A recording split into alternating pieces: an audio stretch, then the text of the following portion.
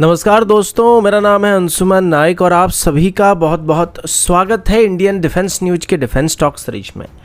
जहां पर हम रोज नए नए डिफेंस अपडेट्स के बारे में बात करते हैं। चलिए देर न करते हुए आज की वीडियो शुरू करते हैं।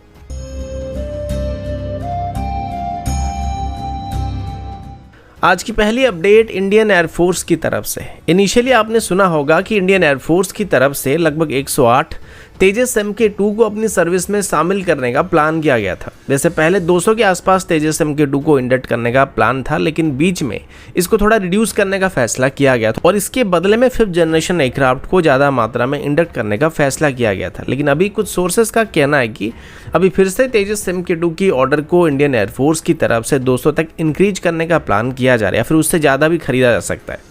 और इसके पीछे एक और कारण ये भी है कि दरअसल अभी जिस तेजस MK2 को डेवलप किया जा रहा है, ये तेजस MK2 का पहला वेरिएंट यानी कि A वेरिएंट होने वाला है, जिसके बाद इसकी एक और वेरिएंट को बाद में बनाने का प्लान किया जा रहा है, जो कि शायद F-16 की तरह ब्लॉक अपग्रेड पैकेज के साथ आने वाला है, जिसमें 5th जनरेशन एवियोनिक्स और सेंसर्स को इंटीग्रेट किया जाने वाला है। कल ही हमने इसके बारे में बात किया था कि ADA की तरफ से अभी ये बात बताया जा रहा था कि तेजस MK2 को अभी स्टेल्थ प्रोफाइल को ध्यान में रखकर डिजाइन करने की कोशिश किया जा रहा है। ये बात पूरी तरीके से क्लियर नहीं था कि ये क्या है और इसके पीछे क्या कारण है और क्या एक नए तरीके से तेजस MK2 को फिर से डिजाइन किया जाएगा या फिर कुछ और प्लान किया जा रहा है। लेकिन अभी इतना क्लियर हो चुका है कि MK की तरह तेजस MK2 को भी यहाँ पे 2 अलग अलग वेरिएंट में बनाने का फैसला किया गया, जिनको अलग अलग बैच में इंडियन एयरफोर्स में इंडक्ट किया जाएगा और इनका ओवरऑल ऑर्डर जो है 200 के आसपास इंक्रीज हो जाएगा। और ये जो सेकंड बैच होगा, इसमें जनरल इलेक्ट्रिक की 414 सीरीज के इंजन के बदले एक नई इंजन का इस्तेमाल करने का प्लान किया जा रहा है, जो कि शायद MK के लिए डेवलप किए जाने वाले नया एरो इंजन हो सकता है, जिसको भारत किसी दूसरे देश के साथ जॉइंटली डेवलप करने वाले। लेकिन अब ये जितना भी प्लानिंग किया जा रहा है, ये सभी के सभी 2035 के आसपास ही कंप्लीट होने वाले हैं।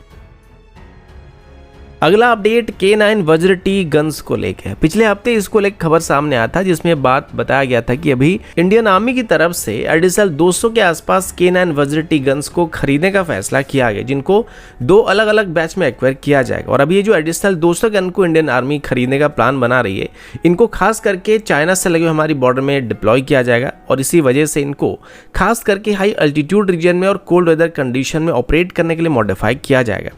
इसी बीच इन गन्स की पेरेंट कंपनी हनावा डिफेंस की तरफ से भारत को एक और ऑफर दिया जा रहा है, जिसमें उनकी तरफ से अभी भारत को एग्जिस्टिंग K9 गन्स के बदले, यानी कि अभी हम जिन गन्स को इस्तेमाल करते हैं उसके बदले इसके एक फर्दर अपग्रेडेड वेरिएंट को ऑफर किया जा रहा है। हनवा डिफेंस का एक कहना है कि K9A2 जो कि इसका अपडेटेड वेरिएंट है, ये अपनी प्रीवियस वेरिएंट के मुकाबले कई मायनों में बेहतर होने वाला है, जो कि इंडियन आर्मी को शूट एंड शूट कैपेबिलिटी दे सकते हैं, यानी कि हम लगातार बिना रुके फायरिंग कर सकते हैं। इसका एक मेन कारण इसमें इस्तेमाल होने वाली ऑटोमेटिक टरेट की वजह से, क्योंकि इसमें ऑटोमेटिक लोडिंग से लेके एमुनिशन को चेंज करना और रेंज के हिसाब से इसकी चार्ज को बदलने के लिए भी ऑटोमेटेड सिस्टम का इस्तेमाल किया जाता है, जिस वजह से हमें मैनुअली इनको चेंज करने की जरूरत नहीं पड़ने वाली, जिस वजह से मैन पावर यहाँ पे कम लगने वाला है और हम बेहतर एक्यूरेसी के साथ 1 मिनट में लगभग 10 राउंड को फायर कर सकते हैं। इसके अलावा इसमें जो मेन ट्रैक का इस्तेमाल किया जाता है वो भी एक कंपोजिट मेटल से बनाया जाए, जिस वजह से ये स्टील ट्रैक के मुकाबले बेहतर परफॉर्मेंस को प्रोवाइड करता है और अलग अलग तरह के ट्रेन में इसकी परफॉर्मेंस को बेहतर पाया गया।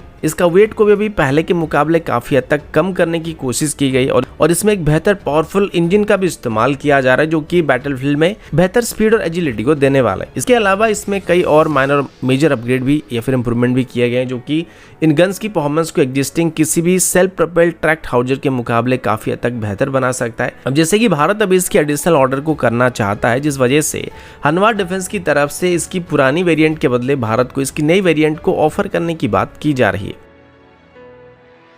अगला अपडेट रुस्तम 2 की तरफ से, और अभी जो मैं आप सभी को बताने जा रहा हूं, इसको सुनने के बाद आप सभी को शायद गुस्सा आने वाला है। वैसे सबसे पहले एक बहुत बड़ी उपलब्धि की बात कर लेते हैं, जिसे अभी DRDO की टीम की तरफ से हासिल किया गया। रिसेंटली DRDO की तरफ से बात बताया गया था कि रुस्तम 2 जो कि हमारा पहला मीडियम अल्टीट्यूड लॉन्ग एंडोरेंस या मेल यूएवी है, इसकी अभी लगभग 200 टेस्ट फ्लाइट को कंप्लीट कर लिया गया, जो कि अपने आप में एक बहुत बड़ा उपलब्धि है। और इस अवसर पर DRDO की तरफ से जब इसकी 200 नंबर वाली टेस्ट फ्लाइट को कंप्लीट किया गया था, तभी DRDO की तरफ से हमारी ट्राई सर्विस की टीम को भी वहां पे बुलाया गया था और ये टेस्ट फ्लाइट चित्रदुर्गा में कंडक्ट किया गया था, जहां पर नॉर्मली नॉर्मली रुस्तम 2 ड्रोन की टेस्टिंग की जाती है और इस दौरान ट्राई सर्विस टीम की तरफ से रुस्तम 2 की परफॉर्मेंस को देखकर काफी प्रशंसा किया गया था। साथ ही अब इसकी यूजर इवोल्यूशन ट्रायल को भी शुरू करने का फैसला किया गया था। अब यूजर इवोल्यूशन ट्रायल मतलब अभी हमारी ट्राई सर्विस की तरफ से रुस्तम 2 को एक्वायर करने से पहले इसको फर्दर टेस्ट किया जाने वाला है, जिसमें आर्मी अपने हिसाब से, एयरफोर्स अपने हिसाब से और नेवी अपने हिसाब से रियल वर्ल्ड कंडीशन में इसको टेस्ट करने वाले।